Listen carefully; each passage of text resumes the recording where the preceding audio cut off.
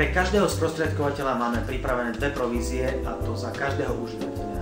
99 € vám vyplatíme za nového užívateľa a 20 € vám vyplatíme automaticky za vami nájdeného užívateľa, ktorý predĺží predplatné v ďalšom období. Pre vyplatenie provízie je potrebné splniť zo pár podmienok.